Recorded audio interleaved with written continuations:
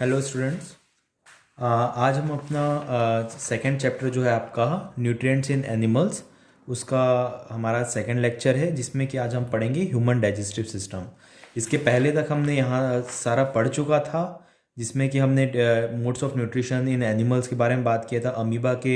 Amoeba कैसे food खाता है, पैरामीशियम कैसे खाता है, हाइड्रा कैसे खाता है, इन सब के बारे में हमने पिछले लेक्चर में बात किए थे। आज हम हमारे digestive system, human digestive system के बारे में पढ़ेंगे। ठीक है, तो शुरू करते हैं। We know that digestion is the process in which the food we eat is broken down into simpler substances that can be used by the body. हम सबको पता है कि डाइजेशन एक वो प्रोसेस है जिसमें कि हमारा फूड जो हम खाते हैं वो जाके आपके बॉडी के अंदर सिंपल फॉर्म में टुकड़े टुकड़े मतलब मीन सिंपल फॉर्म में ब्रेक होता है, जिसको कि आपकी बॉडी बाद में कंज्यूम कर पाए, उससे न्यूट्रिएंट्स ले पाए। The organs which helps in digestion collectively make a system called as the digestive system. वो ऑर्गन जिसके थ्रू सारा डाइजेस्टिव प्रोसेस होती है, जिसके कारण सारी डाइजेस्टिव प्रोसेस जो कि सारी डाइजेस्टिव प्रोसेसेस करता है, उन ऑर्गन्स को कंबाइनली सारे मिला के हम कहते हैं digestive system. The unused parts of the food are defecated. जितना भी आपका जो फूड नहीं पचा रहता वो क्या होता है, आपकी बॉडी से बाहर चले जाता है। The main parts of human digestive system are mouth, esophagus, stomach, small intestine, large intestine, rectum and anus। तो आपके मेन पार्ट्स क्या है आपके ह्यूमन डाइजेस्टिव सिस्टम के? माउथ हो गए, जिसे बकल कैविटी कहते हैं, oesophagus food pipe, stomach, intestine, small intestine, large intestine, rectum and anus. ये आपके मेन पार्ट्स हो गए डाइजेस्टिव सिस्टम के।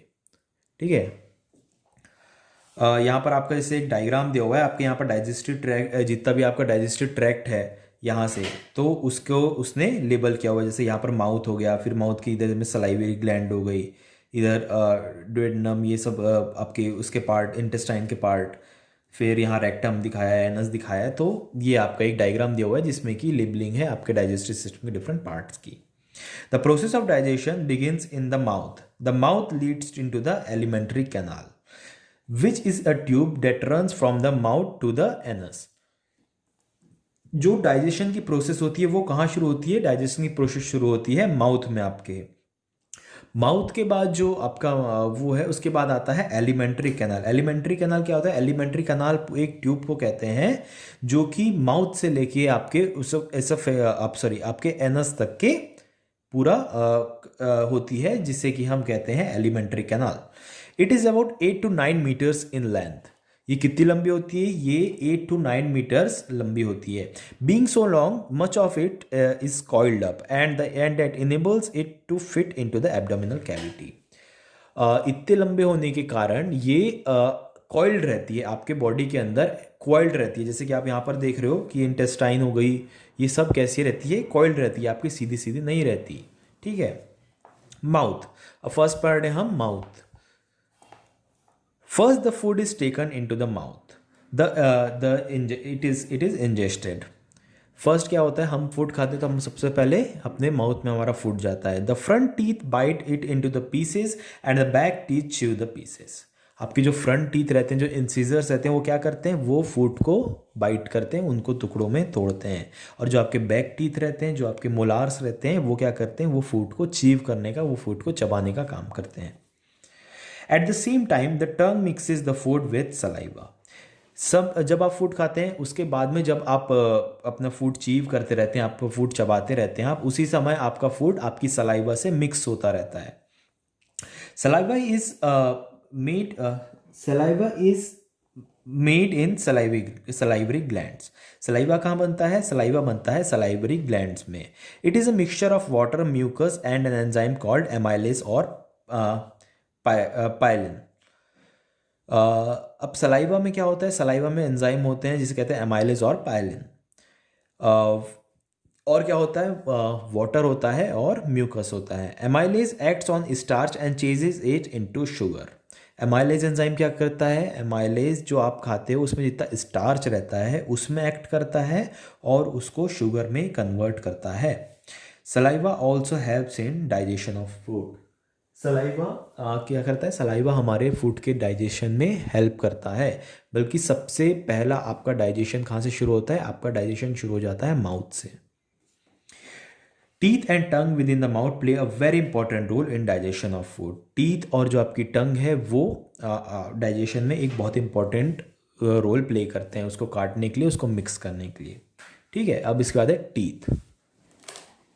Teeth, the teeth are the hardest part of the animal's body, use for holding prey और for cutting, crushing और grinding the food.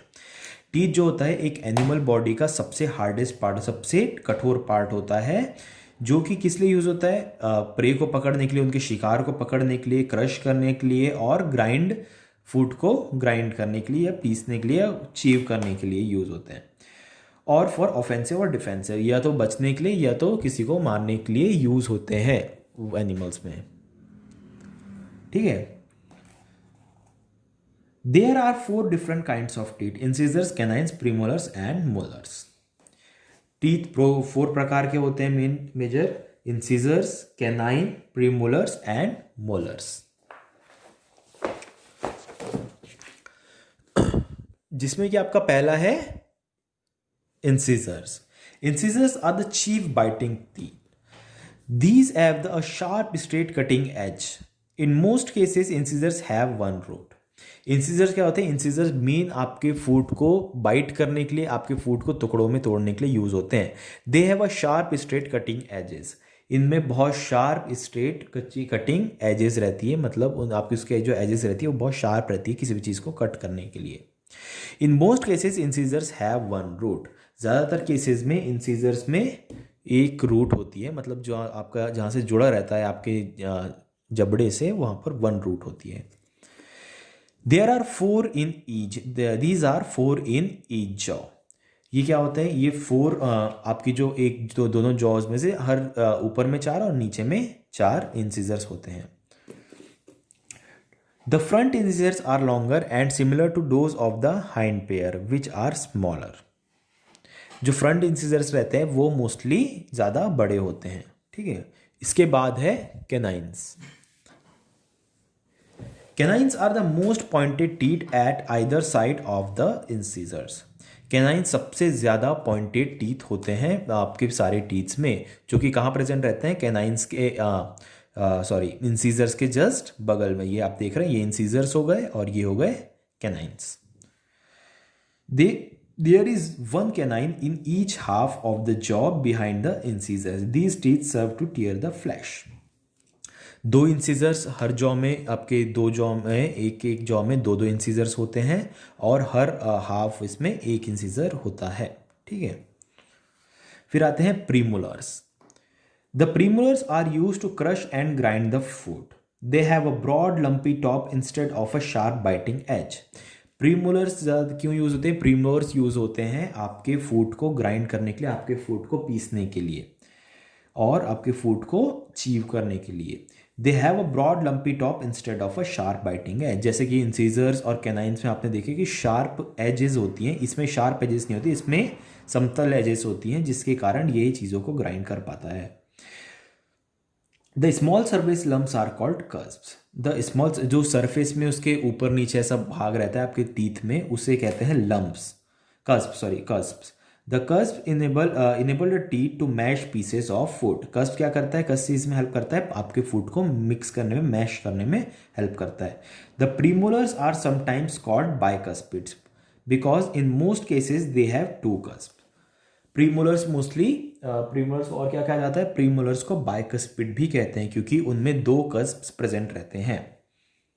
The first upper premolars normally have 2 roots, the outer premolars have 1 root. जो upper premolars रहते हैं normally उनकी 2 roots होती है और जो आउटर प्रीमोलर्स रहती है उनकी नॉर्मली 1 रूट रहती है। फिर आता है आपका molars. The molars like premolars are use to grind food. They are shaped much like premolars but have a larger surface. Premolars भी ऑलमोस्ट सेम होते हैं मोलार्स के जैसे, सिर्फ उनका जो सरफेस एरिया रहता है वो थोड़ा ज़्यादा रहता है और वो भी इसी चीज़ में यूज होते हैं, किस चीज़ में? फूड को मैश करने के लिए। The various molars normally have 3 to 5 cusp and 2 or 3 roots. जो नॉर्मली मोलार्स रहते हैं उनमें 5 कस्प होते हैं और 2 to 3 रूट्स होती है उनकी। Premolars and molars are collectively called cheek teeth. Premolars और मोलर्स को हम कलेक्टिवली क्या कहते हैं? चीक टीथ कहते हैं। फिर यहाँ पर है the human teeth and tooth decay. Humans have two sets of teeth during their life time, primary teeth and permanent teeth. Human से आप देखे हो कि पहले ही आपके दो सेट ऑफ टीथ आपके लाइफ टाइम में होते हैं, एक को हम प्राइमरी टीथ कहते हैं, दूसरे को permanent teeth. Primary teeth are also called deciduous और मिल्क और बेबी टीथ। वही आपके जो पहले ही दांत टूट जाते हैं, जिसे हम दूध के दांत बोलते हैं, उन्हीं को कहते हैं primary teeth. They begin to break through the gums when a baby is about 6 months old. ये 6 months का जब बेबी होना शुरू होता है तब ये टूटने शुरू हो जाते हैं। There are 20 deciduous teeth, 10 in each jaw. Mainly deciduous जो टीथ कितने होते हैं, 20 होते हैं, 10 ऊपर 10 नीचे। Each jaw has 4 incisors, 2 canines, 4 premolars and no molars. The permanent teeth begin to erupt after the deciduous teeth start falling out. जो permanent teeth होते हैं वो कब आना शुरू होते हैं, जब आपके deciduous teeth या आपके जो temporary शुरू के primary teeth रहते हैं वो झड़ जाते हैं उसके बाद। The first permanent tooth appears when a child is about 6 or 7 years old. First permanent teeth almost appear कब होता है, जब आपका बच्चा 6 या 7 साल का होता है। Between the ages of 6 to 12, deciduous teeth are replaced by permanent teeth. 6 to 12 की एज के बीच में आपके सारे जो मिल्क टीथ रहते हैं वो परमानेंट टीथ उसको टूटने के बाद परमानेंट टीथ वहाँ पर आ जाते हैं। The last permanent teeth erupt after the age of 17। जो लास्ट आपका परमानेंट टीथ होता है वो कब आता है, वो ऑलमोस्ट 17 एज के बाद आता है। There are 32 permanent teeth, 16 in each jaw. आपके परमानेंट टीथ कितने होते हैं, परमानेंट टीथ होते हैं ऑलमोस्ट 32 परमानेंट टीथ होते हैं, जो 16 ऊपर और 16 नीचे। They are larger than the deciduous teeth. ये आपके डेसिडुअस टीथ से ज़्यादा बड़े होते हैं। Each jaw has 4 incisors, 2 canines, 4 molars and 6 molars. 4 premolar and 6 molars. The last molars in each jaw appear very late and are called wisdom teeth. जो आपका last molar रहता है वो बहुत लेट अपीयर होता है आपकी बाकी परमानेंट टीथ से, उसे हम कहते हैं wisdom teeth. We know that bacteria are present all around us, our mouth too contains bacteria.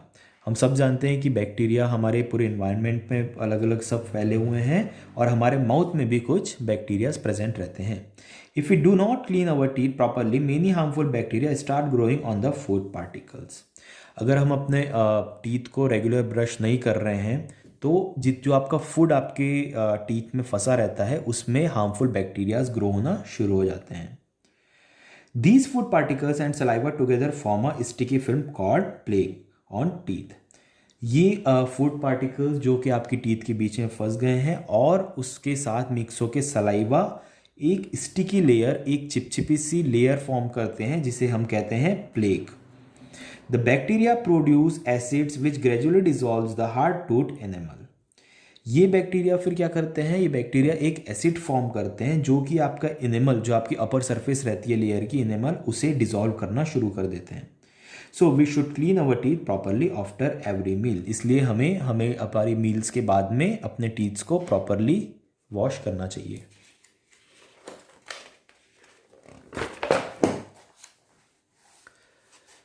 अब इसके बाद आता है, हमने अभी तक के देख लिया माउथ के बारे में, टीथ के बारे में, अब हम देखेंगे टंग के बारे में। The tongue is a muscular organ present in the mouth. It performs 4 main functions. Tongue हमारी बॉडी का एक मस्कुलर ऑर्गन होता है जो कि आपके माउथ में प्रेजेंट होता है। टंग के 4 मेन फंक्शंस क्या क्या हैं? It helps in mixing the food with saliva. सबसे मेन फंक्शन, जो आपका फूड आप खाते हैं उसको सलाइवा के साथ मिक्स करने का काम कौन करता है? टंग करता है। It helps in swallowing the food. आपका फूड आपको निगलने में हेल्प करता है कौन? Tongue. Due to the presence of taste buds on it, it helps to taste things and distinguish 4 basic taste: sweet, sour, salty and bitter. आपके tongue में कुछ टेस्ट बर्ड्स प्रेजेंट रहते हैं जिसके कारण आप डिफरेंट चीज़ों का टेस्ट ले पाते हैं। It also helps us in speaking. Tongue हमें किस चीज़ में और हेल्प करती है? हम हमारे जो बोलते हैं हम उसमें टंग हेल्प करती है। ठीक है, फिर इतना ही था आपके इसमें टंग में। इसके बाद है ओसोफेगस। द ओसोफेगस और food pipe is a narrow tube that connects the mouth to the stomach. Oesophagus और जिसको कि और हम कहते हैं फूड पाइप भी कहते हैं, वो एक नैरो ट्यूब लाइक स्ट्रक्चर होता है जो कि आपके माउथ को आपके स्टमक से कनेक्ट करता है। The oesophagus takes the food into the stomach. Oesophagus का काम क्या होता है? ओसोफेगस जो आपका फूड आप खाते हैं, आप पहले माउथ में उसको चीव करने के बाद उस ओसोफेगस के ही थ्रू वो आपके स्टमक में जाता है। The food is pushed down to the stomach by the wave-like movements called peristaltic movements. जो आप फूड खाते हैं वो जब एसोफेगस से नीचे स्टमक के थ्रू जाता रहता है, तो वो एक कैसे जाता है? वो जाता है एक वेव लाइक मूवमेंट्स होते हैं उसमें, जिसको कि कहते हैं पेरिस्टेल्टिक मूवमेंट, जो कि वेव लाइक मूवमेंट होते हैं जिससे कि आपका फूड धीरे धीरे करके नीचे की ओर खसकने लगता है। The mucus from the saliva acts as lubricant so that the food slips down easily. जो आपके सलाइवा में म्यूकस प्रेजेंट रहता है वो उसमें ल्यूब्रिकेंट के जैसे काम करता है, जिसके कारण आपका फूड इजीली स्लिप डाउन होता है नीचे स्टमक के थ्रू। फिर है stomach. The stomach has strong muscular walls. In an average adult it can hold 2 to 3 litres of food. Stomach में स्ट्रॉन्ग मस्कुलर वॉल्स होती है और एक एवरेज एडल्ट अपने स्टमक में 2 to 3 litres of food store कर सकता है। The muscles contract and relax to churn the food and mix it with enzymes and mucus. Stomach की मसल्स क्या होती है? स्टमक की मसल्स एक्सपेंड होती है और सिकुड़ती है, जिसके कारण कि आपका फूड पूरे जितने भी उनके वहाँ पर एंजाइम्स होते हैं उससे अच्छे से मिक्स हो जाता है। This mixture is called chyme. जो मिक्सचर उसके बाद बनता है आपके फूड आपके फूड सारे एंजाइम्स के साथ मिक्स होने के बाद उस मिक्सचर को हम कहते हैं chyme. The stomach wall contains cell which secrete gastric juice. Stomach की जो आपकी वॉल्स होती हैं, जो आपकी इनर वॉल होती है, वो कुछ जूस सिक्रीट करती है जिसे कि हम कहते हैं gastric juice. It is a colourless liquid containing water, some salts, hydrochloric acid and an enzyme called pepsin. जो गैस्ट्रिक जूस रहता है उसमें क्या रहता है? गैस्ट्रिक जूस एक कलरलेस लिक्विड होता है जिसमें कि क्या क्या प्रेजेंट रहता है? जिसमें कि वाटर होता है, कुछ सॉल्ट्स प्रेजेंट रहते हैं, hydrochloric HCl hydrochloric acid present रहता है और एक एंजाइम प्रेजेंट रहता है जिसे कि कहते हैं हम pepsin. Pepsin begins to digest protein. Pepsin क्या करता है? पेप्सिन आपकी जो फूड में प्रोटीन प्रेजेंट रहता है उसको डाइजेस्ट करने का काम कौन करता है? Pepsin. Hydrochloric acid helps to kill any bacteria in the food. Hydrochloric acid का काम रहता है आपके फूड में जितने भी बैक्टीरियाज, हार्मफुल बैक्टीरियाज प्रेजेंट रहते हैं उनको किल करने का काम कौन करता है? Hydrochloric acid. The stomach stores the food for a quite long time. After 2 or 3 hours the food moves to the small intestine. आपके स्टमक में ऑलमोस्ट फूड कितने देर रहता है? 3 to 4 hours आपके स्टमक में रहता है, जिसके बाद जितना भी बाकी का बची चीज़ें रहती है वो स्मॉल इंटेस्टाइन में आ जाती है। अब है आगे small intestine. It is a coiled tube just beneath the stomach. Different parts of the small intestine have different names. Small intestine एक कॉइल्ड ट्यूब है जो कि आपके स्टमक के नीचे प्रेजेंट रहती है। डिफरेंट जो इंटेस्टाइन के पार्ट्स है उनके डिफरेंट नेम्स हैं। The part next to the stomach is called the duodenum. जो नेक्स्ट स्टमक के जस्ट बाद जो पार्ट रहता है उसे कहते हैं ड्यूडेनम। जो मिडल रीजन होते हैं उसे कहते हैं जेजुनम एंड द सबसे नीचे वाला जो पार्ट रहता है उसे कहते हैं इलियम। ये डिफरेंट इंटेस्टाइन के पार्ट्स के डिफरेंट नाम हैं। The chyme passes out of the stomach into the duodenum. जो चाइम रहता है, जो कि वही मिक्सचर रहता है, वो पास होता है स्टमक के बाद सबसे पहले आता है कहाँ? ड्यूडेनम में आता है। ड्यूडेनम में in the duodenum the food is mixed with pancreatic juice secreted by the pancreas and the bile juice secreted by the liver। Duodenum में क्या होता है? ड्यूडेनम में जो फूड रहता है वो मिक्स होता है पैनक्रियाटिक जूस से और बाइल जूस से, जो कि सिक्रेट पैनक्रियाटिक जूस सिक्रेट होता है पैनक्रियास से और बाइल जूस सिक्रेट होता है लीवर से। तो इसमें वो मिक्स होता है आपका जो चाइम रहता है, जो कि आपका मिक्सचर आपके स्टमक से आपके इंटेस्टाइन में आया रहता है। The small intestine serves both for digestion and absorption. Small intestine जो रहती है आपके फूड के डाइजेशन में भी एब्जॉर्ब करती है और उसमें से न्यूट्रिएंट्स एब्जॉर्ब करने में भी हेल्प करती है। From the duodenum the food passes into the ilium through the jejunum. Duodenum जो आपका सबसे पहला पार्ट है स्टमक के बाद, वहाँ से फूड पास होता है इलियम में, किसके थ्रू? जेजनम के through. The digestion of food is complicated in the small intestine. जो फूड का डाइजेशन है वो काफ़ी कॉम्प्लिकेटेड होता है, sorry completed in the small. Digestion, जो फूड का डाइजेशन होता है वो कहाँ कंप्लीट हो जाता है? वो आपके स्मॉल इंटेस्टाइन में कंप्लीट हो जाता है। The inner wall of the small intestine are covered with millions of tiny projections called villi. जो आपके स्मॉल इंटेस्टाइन की इनर लेयर होती है या इनर पार्ट होता है वो बहुत सारे tiny projections, finger like projection से कवर होता है, जिसे कि हम कहते हैं विलाई। सिंगुलर फॉर्म में विलाई और विलस कहते हैं जिसे।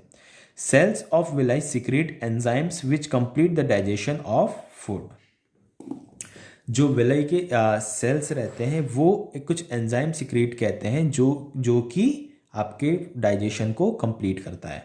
The digestion of food is absorbed in the blood and the undigested food moves into the large intestine. जितना भी आपका डाइजेस्टेड फूड रहता है वो मोस्टली आपके स्मॉल इंटेस्टाइन में एब्जॉर्ब हो जाता है, और जो आपका अनडाइजेस्टेड फूड होता है ज़्यादातर वो आपके लार्ज इंटेस्टाइन में आ जाता है। यहाँ पर डायग्राम में आपको दिखाया हुआ है, ये देखिए यहाँ पर स्मॉल इंटेस्टाइन है और ये सारी जो है ये बड़ी जो दिख रही है ये है लार्ज इंटेस्टाइन। फिर है large intestine. It has 3 parts, caecum, colon and rectum. Large intestine के 3 पार्ट होते हैं, कैकम, कोलोन और रेक्टम। जैसे कि आपके स्मॉल इंटेस्टाइन में हमने 3 पार्ट देखा, ड्यूडेनम, जेजनम एंड इलियम, वैसे ही आपके लार्ज इंटेस्टाइन के भी 3 पार्ट्स होते हैं, caecum, colon and rectum. The caecum is a small pouch situated at the junction of small and large intestine. Caecum वाला पार्ट होता है जो कि आपके स्मॉल इंटेस्टाइन और लार्ज इंटेस्टाइन के बीच जहाँ पर जुड़ी रहती है, वहाँ पर एक स्वेलो पार्ट रहता है, थोड़ा फूला हुआ पार्ट रहता है, उसे हम कहते हैं caecum. The colon is the major region of large intestine which starts from the caecum and ends in the rectum. Colon large intestine का सबसे मेन पार्ट होता है जो कि शुरू होता है कैकम से और एंड होता है रेक्टम में। The rectum is a short tube slightly wider as compared to colon which opens at the anus. जो रेक्टम होता है वो एक शॉर्ट ट्यूब होता है जो कि आपके कोलोन से थोड़ा ज़्यादा चौड़ा होता है, थोड़ा ज़्यादा वाइड होता है, which opens at the anus. In the large intestine, liquids and salts are absorbed until only solid waste material is left. आपके लार्ज इंटेस्टाइन में जितने भी आपके डाइजेस्टेड फूड के लिक्विड्स होते हैं, सॉल्ट्स होते हैं, वो एब्जॉर्ब हो जाते हैं आपकी बॉडी में, और जितना भी सॉलिड वेस्ट मटेरियल बचता है वो आगे ट्रांसफर हो जाता है। The final waste product is passed out of the body through the anus as faeces. जो आपका फाइनल वेस्ट प्रोडक्ट रहता है वो आपके एनस के थ्रू फीसेस के रूप में आपके बॉडी से बाहर एक्सक्रीट हो जाता है।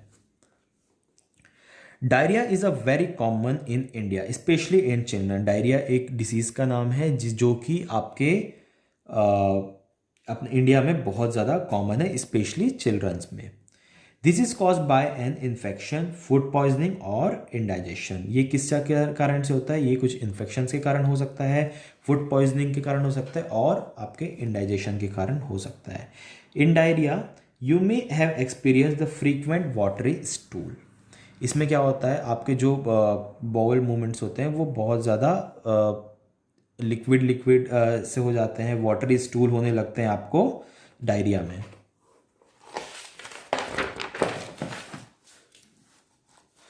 Under severe conditions, it may be fatal because of the excessive loss of water and salt from the body. Severe conditions में अगर डायरिया की सीवियर कंडीशन आ जाती है तो ये आपकी लाइफ के लिए भी फेटल हो सकता है, आपकी लाइफ के लिए भी खतरा हो सकता है, क्योंकि इससे बहुत ज़्यादा आपका वाटर आपकी बॉडी से लॉस हो जाता है, बहुत ज़्यादा मिनरल सॉल्ट्स लॉस हो जाते हैं, जिसके कारण आपकी बॉडी को प्रॉब्लम होती है। At this time patients need immediate treatment and should be given plenty of boiled and cooled water with a pinch of salt and sugar dissolve in it. इस टाइम जो पेशेंट रहते हैं उसको immediate treatment के रूप में पानी में कुछ थोड़ा नमक और शक्कर डाल के पिलाया जाता है, उसके वाटर लॉस को जो उसका वाटर लॉस हो रहा है उसको उसके बदले। This is called oral rehydration solution. इसे हम कहते हैं ओरल रिहाइड्रेशन सॉल्यूशन, जिसको आप जानते हो ORS। And the process of treatment is called oral rehydration therapy, और इस प्रोसेस को क्या कहते हैं? Oral rehydration therapy. अब लास्ट टॉपिक है आपके इस चैप्टर में, digestive system in ruminants। Ruminant is the name given to a grazing animals that chew its cud and has split hooves। Ruminant किन को कहते हैं? Ruminant मेनली ग्रेजिंग एनिमल्स को कहते हैं जो कि अपने घास और आपका चारा ये सब खाते हैं और उनके स्प्लिट हूफ्स रहते हैं, मतलब जो उनके खुर रहते हैं उन्हें कहते हैं split hoofs. Animals such as cows, oxen, sheep, camels, deer, goats and giraffes are ruminants। Cows हो गए, oxen, sheep, camels, deer, goats and giraffes, ये कुछ एग्जाम्पल्स हैं रूमिनेंट्स के। Most of the ruminants have a 4 chambered stomach. ज़्यादातर ruminants में 4 chambered stomach होता है, उनके जो स्टोमक रहता है उसमें 4 पार्ट्स होते हैं, मतलब 4 डिफरेंट पार्ट्स होते हैं। They have a stomach that has 4 separate compartments or cavities: rumen, reticulum, omasum and abomasum. Different जो आपके 4 कैविटीज़ रहती है या फिर 4 जो आपके चैम्बर्स रहते हैं उनके नाम क्या क्या है? र्यूमन, रेटिकुलम, ओमेसम और abomasum. Such a stomach is called a compound stomach. इस टाइप के स्टोमक को क्या कहते हैं? इस टाइप के स्टोमक को कहते हैं compound stomach. The food enters the first cavity called the र्यूमन और पॉन्च। जो अब फूड वो खाता है, रूमिनेंट्स खाते हैं, वो सबसे पहले किस कैविटी में एंटर होते हैं? वो होते हैं र्यूमन में enter, which is the largest compartment, जो कि सबसे लार्ज कंपार्टमेंट है एक रूमिनेंट के स्टमक का। From here the food enters the second cavity called the reticulum. इसके बाद जो फूड रहता है वो कहाँ एंटर होता है? सेकेंड कैविटी में, जिसे हम कहते हैं reticulum. In these 2 compartments the food is softened and formed into soft masses called curds. इसमें जाके जो फूड रहता है वो थोड़ा नरम हो जाता है और स्मॉल सॉफ्ट मासेस में कन्वर्ट हो जाता है, जिसे हम कहते हैं curds. When the animals rest, the muscles of the reticulum send the soft masses of food back to the mouth to be chewed and mix with saliva. जब animals rest करते रहते हैं तब जो रेटिकुलम की मसल रहती है वो इन सॉफ्ट मासेस ऑफ फूड को माउथ की तरफ भेजती है, उसको चीव करने के लिए और सलाइवा के साथ मिक्स करने के लिए। The animals chews the food thoroughly with in a roundish motion of the jaw. उसके बाद जो एनिमल रहते हैं वो एक राउंडिश मोशन के थ्रू अपने फूड को या अपने इसको कर्ड को चीव करते हैं, उसको चबाते हैं और सलाइवा के साथ मिक्स करते हैं। This is called the chewing of the curd. इसे क्या कहते हैं? Chewing of the curd. Now the cut passes through the rumen and reticulum to the third cavity called the omesum। इसके बाद फूड कहाँ पास होता है? इसके बाद फूड पार होता है द थर्ड कैविटी ओमेसम, वहाँ पर। From here the food enters the fourth cavity the abomasum which is the smallest chamber. इसके बाद फूड एंटर होता है द लास्ट कैविटी है एबोमेसम में, जो कि सबसे स्मॉल, सबसे छोटा चैम्बर होता है एक रूमिनेंट के स्टमक का। Here the food mixes with the digestive juices. यहाँ पर जो उनका फूड रहता है वो जितने भी डाइजेस्टिव जूसेस होते हैं उस स्टमक में उससे मिक्स होता है। From the omasum the food passes into the intestine for the complete digestion of food. Omasum के बाद उसका जो फूड रहता है वो उनके इंटेस्टाइन में पास होता है, जहाँ पर कि फूड का मेन डाइजेशन और एब्जॉर्प्शन होता है। The digested food is absorbed in the blood which passes to the all parts of the body. इसके बाद जो डाइजेस्टेड फूड रहता है वो आप उनकी ब्लड में एब्जॉर्ब हो जाता है, जो कि जिसके थ्रू वो डिफरेंट पार्ट्स ऑफ बॉडी में न्यूट्रिएंट्स को भेज देता है। तो आपका यहाँ पर सेकेंड चैप्टर आपका न्यूट्रिएंट्स इन एनिमल्स कंप्लीट होता है। अब हम अपने नेक्स्ट लेक्चर में इसके जितने भी ऑब्जेक्टिव्स हैं, जितने भी इसके क्वेश्चन आंसर्स हैं, वो सारे हम अपने नेक्स्ट लेक्चर में इसके कंप्लीट करेंगे। तब तक कि आपको क्या करना है? तब तक कि आपको सारा का सारा एक बार चैप्टर वापस से रिवाइज करना है, वापस से हर एक चीज़ को समझना है और इसके जितने डायग्राम्स है उसको एक बार अच्छे से देखना है, उसकी जितनी भी लेबलिंग्स है वो आपको एक बार अच्छे से पढ़नी है। तो सारा आप अच्छे से पढ़ेंगे। अब हम नेक्स्ट लेक्चर में इसके आगे के ऑब्जेक्टिव्स पढ़ेंगे। ठीक है, तब तक के लिए थैंक यू।